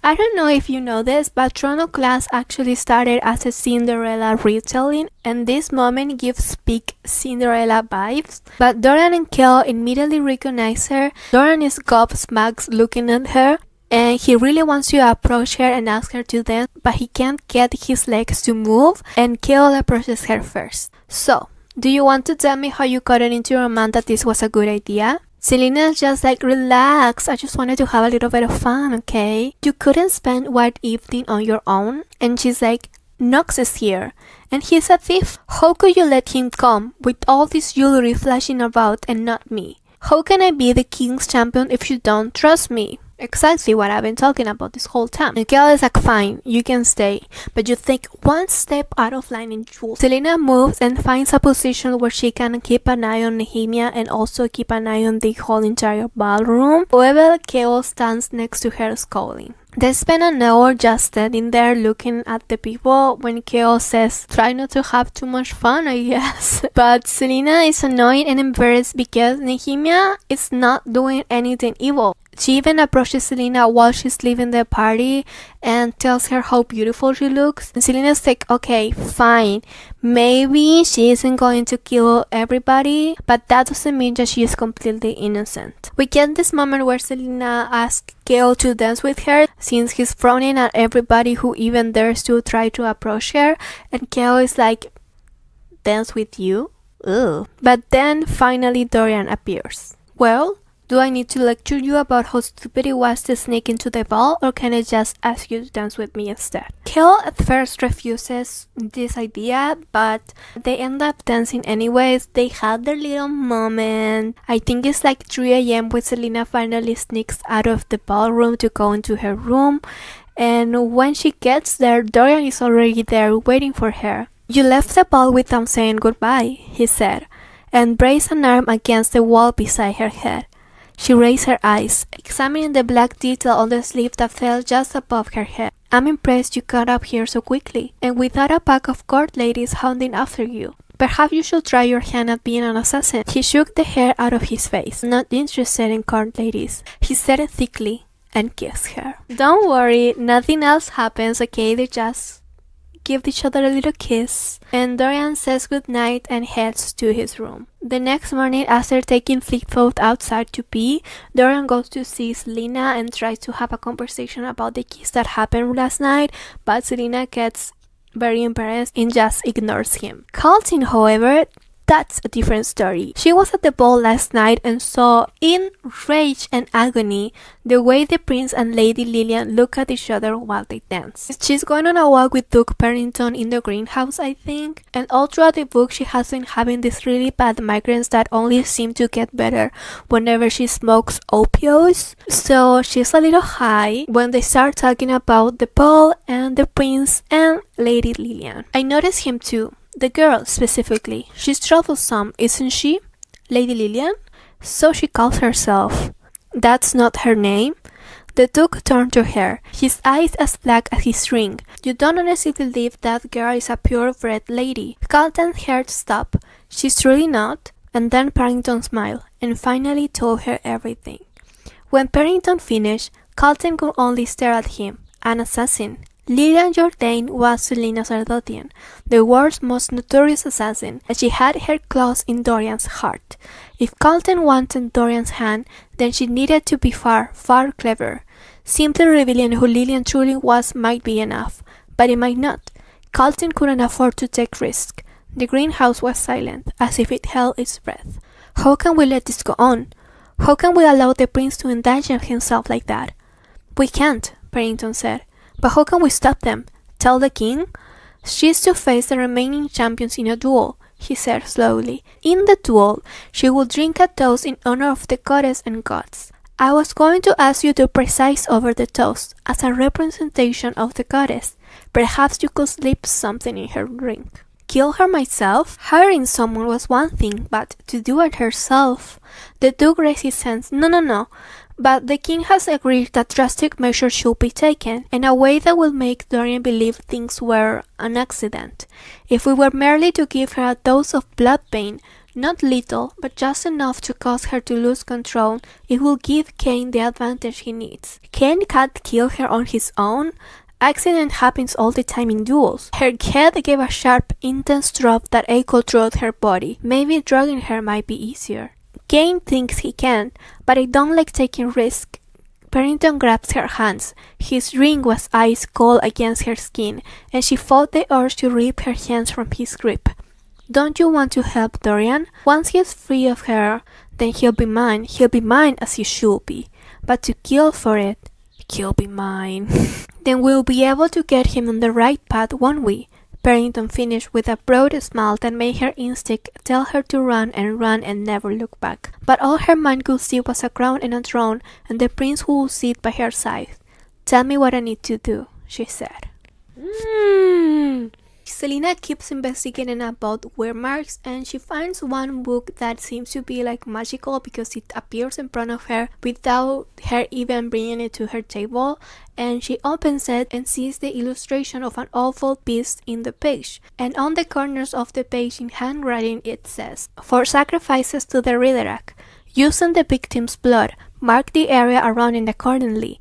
Once the creature has been summoned, these marks guide the exchange. For the flesh of the sacrifice, the beast will grant you the victim's strength." That's it. Remember when she was helping Gale with the investigation, she came to the conclusion that the murderer had to have some type of beast helping them? If the wear marks were involved in the killing, that means Nehemia has been using them to open weir gates. Remember the portals that open to other realms? To bring these Riderack beasts into the castle, kill the champion and absorb their strength. But where would Nehemia open these portals? I don't know. Maybe the abandoned and forgotten chambers below the castle? She arms herself with the little knife thing she did at the beginning, remember? And goes down inside the secret passage. Step after step, she began her descent down the stairwell. Soon, she could no longer see the top landing and the bottom never came any closer. But then, whisper filled the corridor, slithering off the walls. She quitted her steps and shielded her candle as she neared. It wasn't the adult shouts of servants, but someone speaking rapidly, almost chanting. Not Nehemia. Amen. Selena crept toward the landing and peered inside the room. The oaken door had been thrown open. A giant key turned in the trusting lock, and inside the small chamber, kneeling before a darkness so black that it seemed poised to devour the board, was Kane. The beast appears in the portal, and Kane feels that Selena is standing behind him. He turns around. Selena takes her little DIY knife and starts pointing at him, but she's so frightened and shocked at the look of the beast and everything that's going on that Kane just simply picks up the knife out of her hand, walks past beside her and locks the door behind her. She's like, fuck, what do I do now? And then she starts thinking about, what did Elena said? Oh yeah, the answers lay to your right. The portal on the right. Elena's tomb. I honestly don't know how she makes a conclusion, but okay. The Riderack thing is ready to attack and it starts running towards her, and she jumps at the last second, causing the beast to crash onto the door and open it. She squiggles her way out of the room and starts running towards the tomb. Luckily, the door of the tomb was open for some reason. She manages to get inside of it just in time, picks up Gavin's sword, Damaris. She only had time to see its eyes and the blur of its skin before she drove Damaris through the Riderach's face. She somehow managed to kill it, however the beast did sink its fangs into Selina's palm and it hurts like hell. She makes her way back into her room and her palm hasn't stopped bleeding. Her arm is actually going numb and her vision is getting blurry when Nehemia bursts into her room, picks her up from the floor, and Selina faints. She wakes up a couple of hours later in her bed with new clothes on and Nehemia is sitting next to her bed. What happened? I want to know where you received that bite. There was blood only in your bedroom, no traces of it in the hallway or anywhere else. And Selina realizes that she can't pretend anymore, and obviously Nehemia didn't have anything to do with the killings, and so she says, I'm not who I pretend to be. Selina said quietly, unable to meet her friend's eyes. Lilian Jordan doesn't exist. My name is Selina Sardotian. I'm Hannah Montana. But they sent you to Endovier. You were supposed to be in Endovier with. You speak the Elwa of the peasants, of those enslaved in Endovier. That's how you learn. But why didn't you tell me? Do you not trust me? Selina tells her about the competition and why she's actually here in the castle and how the king prohibited her and all of the champions to tell anyone anything about what was going on. And Nehemia just kind of looks at her in disbelief. You think I want to be here? It was either this or Endovier. I had no choice. Before you start lecturing me on my morality or before you run away and hide behind your bodyguards, just know that there is not a moment that goes by when I don't wonder what it would be like to kill for him, the man who destroyed everything that I love. You're my dearest friend, Selina. It hurt me more than I realized it would, to have things become so cold between us. To see you look at me with such distrust in your eyes, and I don't ever want to see you look at me like that again. So I wish to give you what I have given to you before. Names are not important. It's what lies inside of you what matters. I know what you went through in Endovier. I know what my people endured there day after day. But you did not let the mines harden you. You did not let it shame your soul into cruelty. You bear many names, and so I shall name you as well. I name you Elantia. I gave you this name to use with honor, to use when others' names grow too heavy. I name you Elantia, a spirit that cannot be broken. They hug, they got their friendship back, and spent the night together talking about her life and the competition. Finally returned from his trip. However, for some reason, none of the men that he took with him came back. Apparently, their food stock was poisoned by rebels. However, Kel isn't buying it. Like, it sounds weird, like it makes no sense, but he can't press the king about it, of course, so he just swallows it and feels like he's not properly doing his job because it seems like the king doesn't trust him. That afternoon, in the group's training, Cain just seems to be a little surprised to see Selina alive, but other than that, completely ignores her. I forgot to say this. Cain had been getting bigger and bigger as the time goes by, and now Selina knows that it is because he was literally taking the strength from the champions that he has murdered. But she just ignores him and goes to drink some water with Nox after practicing. And Nox asks her if there is anything going on with her, like she's acting a little weird, and she doesn't want to say anything, but he keeps asking her about the bite mark on her hand, and she tells him, there are only 5 of us left. 4 make it to the duels, and the test is tomorrow. Whatever happened to Barry and Xavier, it wasn't an accident. Not when their deaths occur within 2 days of the test. Be careful. Tell me what you know. She couldn't. Not without sounding insane. If you were smart, you'd get out of this castle. Why? What are you saying? I'm saying that if I didn't have any other choice but to be here, if it wasn't between this and death, I would be half across Erilea by now and not looking back. I don't understand a word of what you just said. Why don't you have a choice? I know things are bad with your father, but surely he won't. You are not a jewelry thief, are you? She shook her head. Cain knows you. That's why he always tries to riddle you, to get you to show who you truly are. She nodded. But who are you? You said your father moved you to Andover. That much is true. The prince went there to retrieve you. There's evidence of that journey. And you weren't in the town of Andover. You were in Andover, the salt mines. That explains why you were so painfully thin when I first saw you. You were a slave in Andover? Selena nods. Would I have heard your name before? Would I have heard that you were shipped to Andover? Yes, everybody heard when I went. You're a girl? Surprising, and now everyone thinks I'm older. That is why I can't leave and why I'm telling you to go. I received this from a creature I can't even begin to describe to you, nor would you believe me if I tried. But there are 5 of us now, and because the test is tomorrow, that means one more night we're at risk. Knox is still not fully understanding what is going on, but he thanks her, and the same night he escapes the castle. Goodbye, Knox. Will we ever see him in the future? Who knows? Oh, I forgot to put flip on the wall. The night before the final duel, Selena is unable to fall asleep. She feels incredibly uncertain about her future and what would it mean to her to actually become the king's champion. Because with Arobin, her previous master, she always had a choice on who to kill. No children and no one from Teresen. But the king could order her to kill anyone, and she wouldn't be able to refuse. So she thinks about escaping, but honestly, that isn't a choice either. Not only for her eventual freedom that she will get once she works for the king, but also for her friends. The day has finally come. The final duel will take place in the freezing cold next to the infamous clock tower.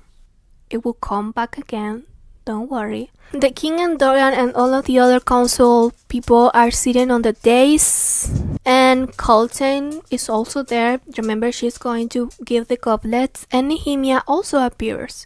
She's carrying a beautiful Elwha wooden staff with an iron tip, and she offers it to Selena as her chosen weapon in the duel.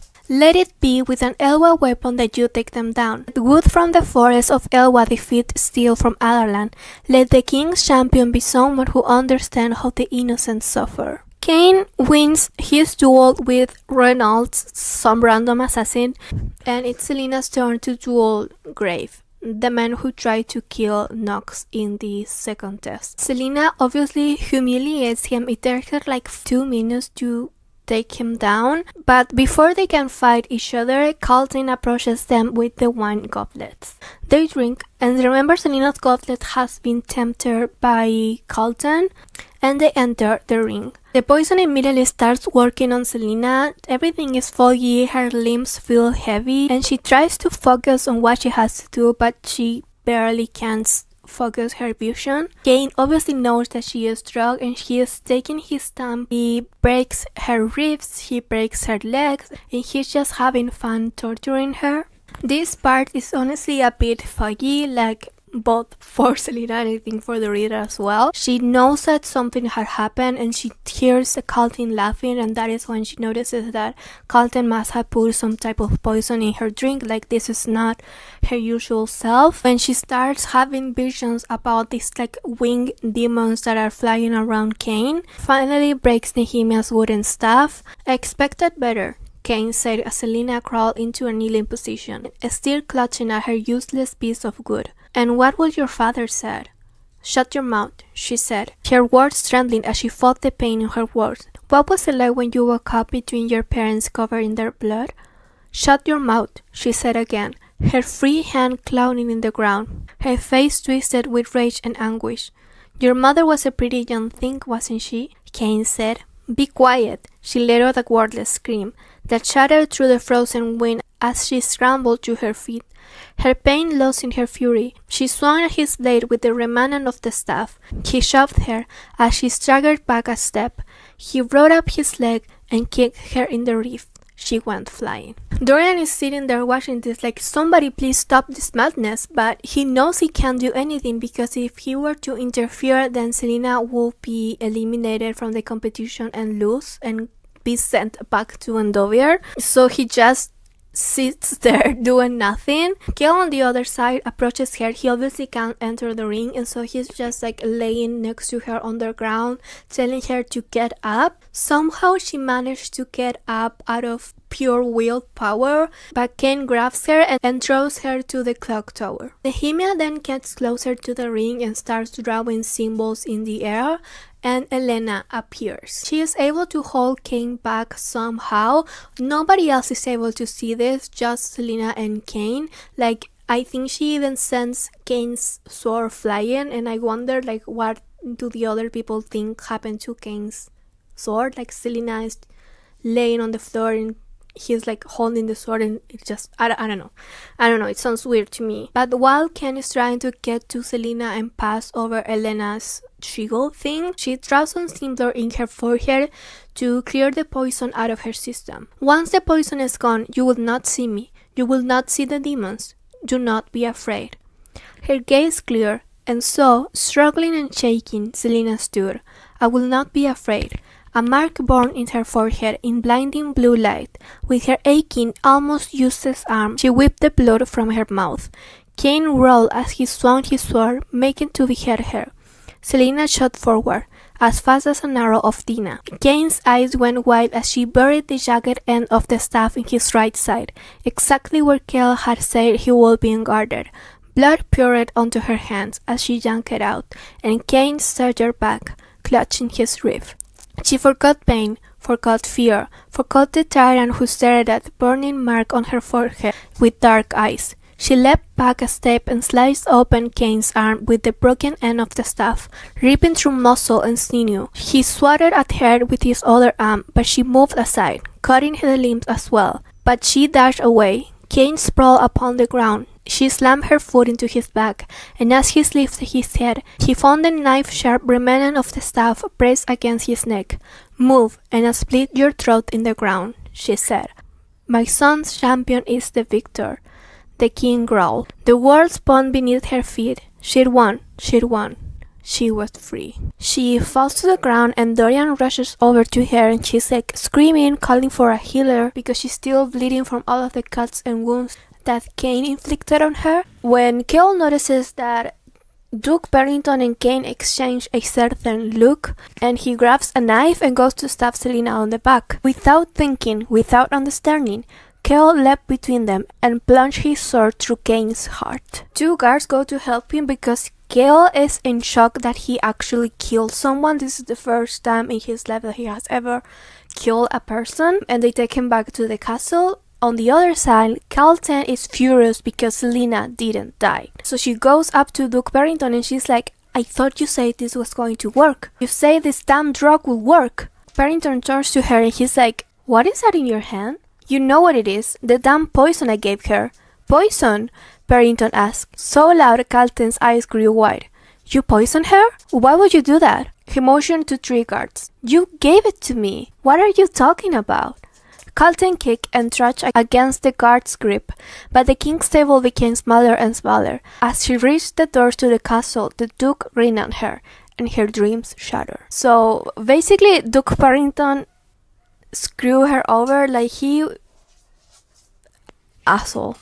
Selena spends a couple days healing in her bedroom when Nehemia goes to see her, and they have a conversation, and we finally get the answers we were looking for in this whole book. Why did Nehemia pretend that she didn't know the language? It was a facade to learn more about people and the way the castle work, because people tend to talk more when they think you don't understand them. Basically, she was here to spy. What about the weird marks she drew on the paper that day in the library, remember?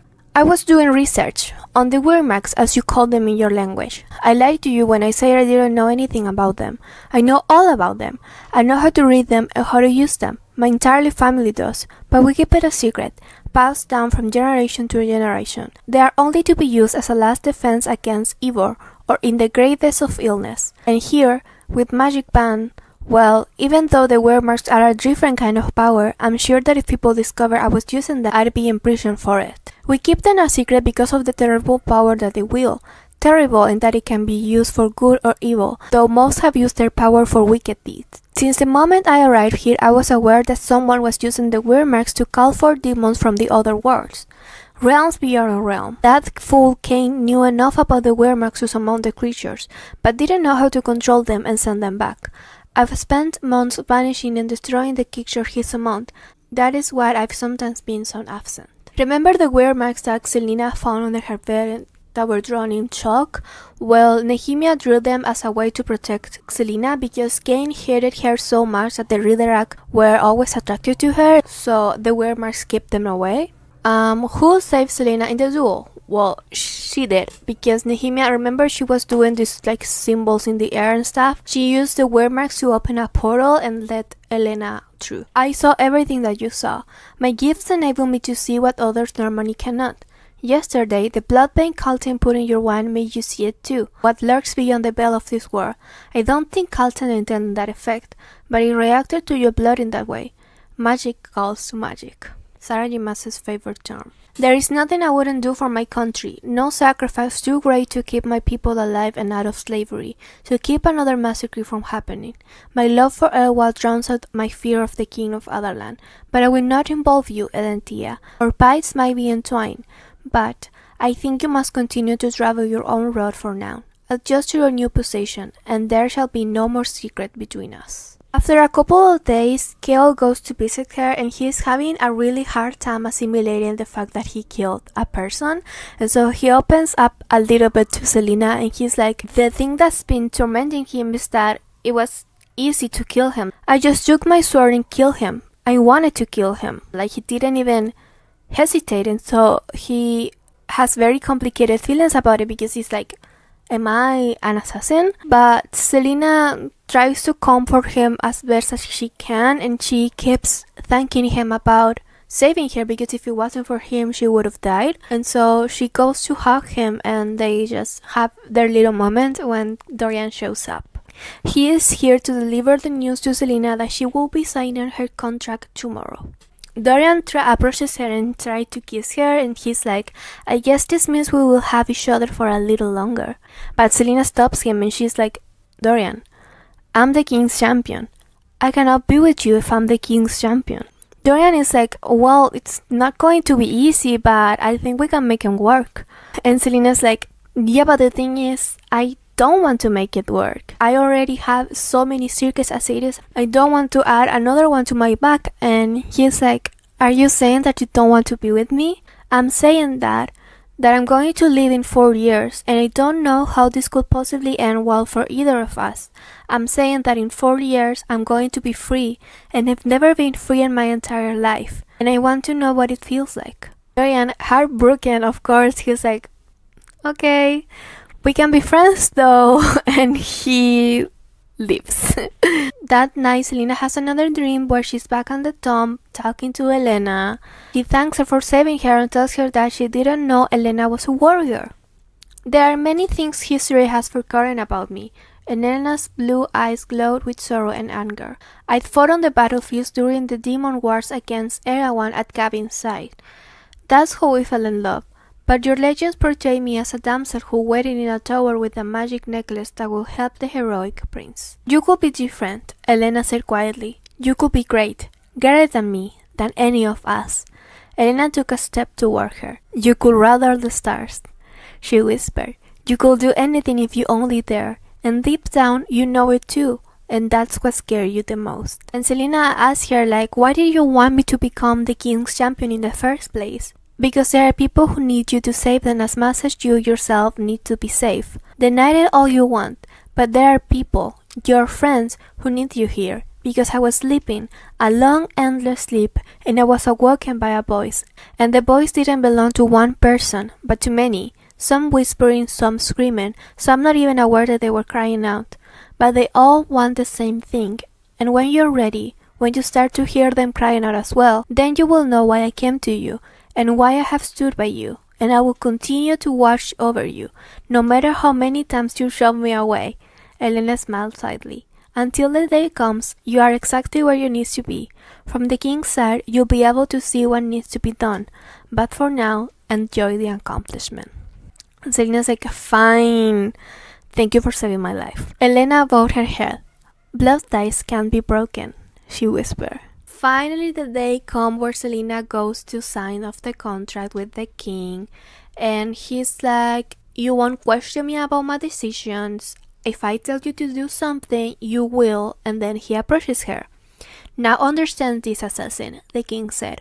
She felt small and frail, so close to him. Should you fail any of my tasks, should you forget to return, you will pay dearly. The king's voice became so soft that even she could barely hear it. If you don't return from the missions on which I sent you, I'll have your friend, the captain, killed. If you fail to return after that, I'll have Nehemia killed, and then I'll have her family killed. Don't believe I'm not as cunning and stealthy as you are. Sign it. With each step away from the chamber, the weight of her shoulders lifted. Keon remained silent until they entered the stone castle, when he turned to her. Well, champion, he said. He still wasn't wearing his sword. Yes, captain? The corners of his mouth stuck upward. Are you happy now? I may have just signed away my soul, but yes, or as happy as I can be. Selena Sardothian, the king's champion, he mused. What about it? I like the sound of it, he said, shrugging. Do you want to know what your first mission will be? She looked at his golden brown eyes and all the promises that lay within them, and linked her arm with his as she smiled. Tell me tomorrow. The end. No, I missed something. We got the scene with Duke Parrington and the king talking about Calton and Kane, and they say, Your manipulation of Calton was interesting, said the king at last. Parrington remained kneeling. Were you using the power on her? No, I realized it recently, as you suggested. The Duke replied, rotating the obsidian ring around his thick finger. Besides, she was starting to look noticeably affected, drained and pale, and she even mentioned the headaches. It was clever of you to experiment on her. She became a strong ally, and still suspect nothing of her influence. I have high hopes for this power, the king confided, looking at his own blank ring. Kane proved the physical transformative effects, and Calton proved the ability to influence thoughts and emotions. I would like to test his full ability to hone the minds of a few others. A part of me wishes Calton hadn't been so susceptible, grumbled Parrington. She wanted to use me to get to your son, but I don't want the power to turn her into Kane. Despite myself, I don't like the thought of her rotting in those dungeons for long. Do not fear for Calton, my friend. She won't remain in the dungeons forever. When the scandal has been forgotten and the assassin is busy with my work, we'll make Calton an offer she can't refuse. But there are ways of controlling her, if you think she can be trusted. The Duke only nodded, bowed, and strode out of the chamber. Okay, now yes, this is the end. We have finally come to the end of our journey. It was very pleasant to be here with you. I had a really good time. I honestly did it as best as I could. Hopefully if I make another video talking about Midnight Crown, let me know if you want a video about that book. Hopefully in the next one I can improve stuff. Throne of Glass is my favorite series. The first and the second book are my least favorite book from the series. I think that they are kind of boring and they have nothing to do with the rest of the story. But yeah, I think that's it for us today. I hope that you have a great week wherever you are in the world, and yeah, bye.